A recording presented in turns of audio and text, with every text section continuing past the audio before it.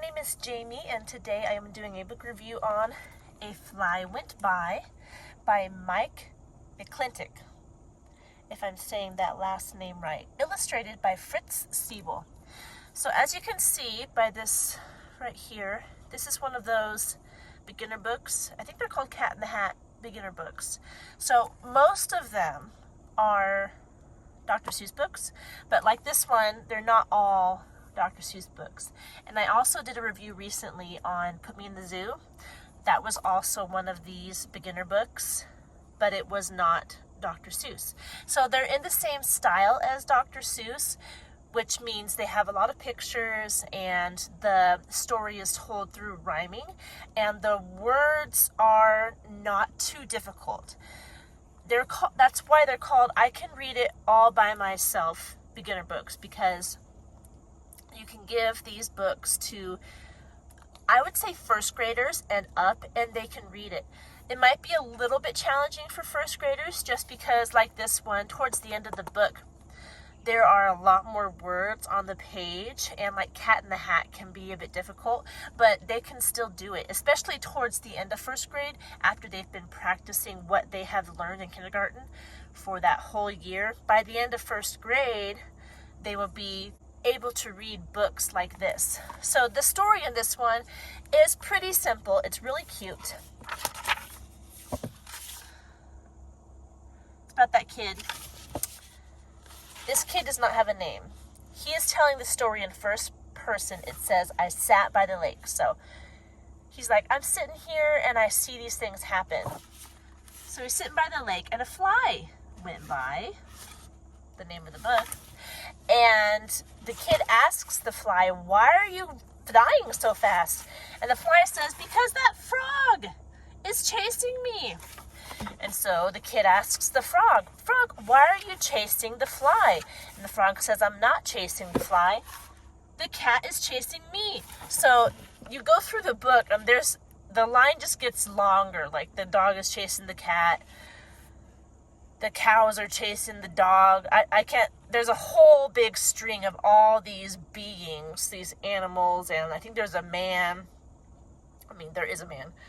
But they're all chasing each other, and the kid's trying to get to the bottom of it. Like, who is starting the chain of chasing? And it's pretty humorous, and the rhyme scheme is fun. And the illustrations, as you saw, they're not Dr. Seuss style illustrations, but they're still very colorful. They're very engaging, like this. I said colorful, but the color scheme is a bit muted. It's more fall colors, I would say, like orange, browns, yellows, where they do have like light pinks, and he's wearing a red shirt and stuff like that, but they're not like vibrant.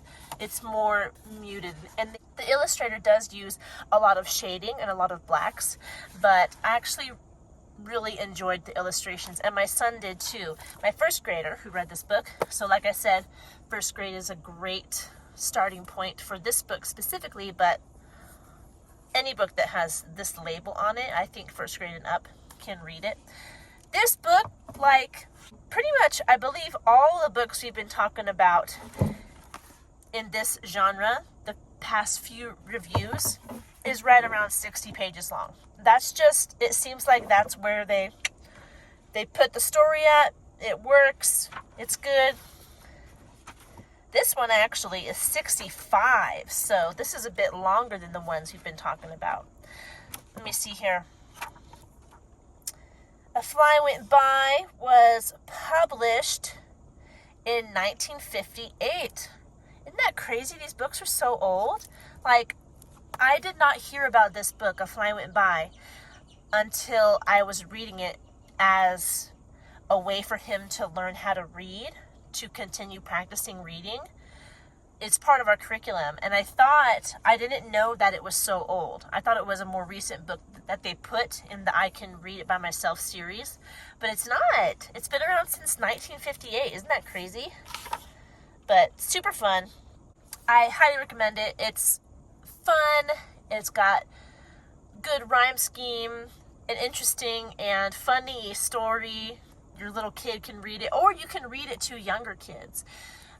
kids like to listen to these stories that have a rhyme to it. I've discovered with my own kids, but I mean, it's kind of obvious. Adults like to listen to that rhyme scheme. I mean, look at our music, look at our songs, look at the rap. You know, it's easier to listen to and more interesting when it has a fun and clever rhyme scheme, because sometimes you can tell they're trying to rhyme, but the rhythm is kind of off.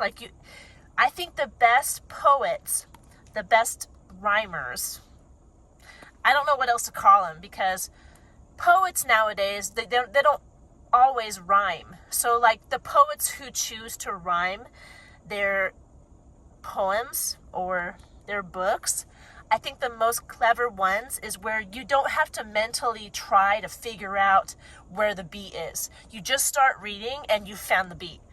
You know what I'm talking about? Like those are the best poems. Those are the best books that have rhyme schemes to them. Dr. Seuss is amazing at this. J.R.R. Tolkien, actually, if you read his Lord of the Rings series, he has a lot of poems in there, and it's not hard to find the rhythm in his poems. And man, Tolkien's poems are they're pretty fantastic. I didn't know if you knew that, but he's not just a novelist. He is a poet as well. Anyway, we're talking about Tolkien when we're fly by. It's a good book. I recommend it. I recommend it for you to read to younger kids, like I said, or for your first grader to continue their journey in learning how to read. Really good. That's all I have to say about that book. If you have any questions, don't forget to leave them down in the comment section.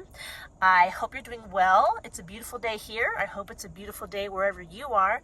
Don't forget to like this video, subscribe to this channel if you want to see more content like this, and I will talk to you in our next video. Goodbye.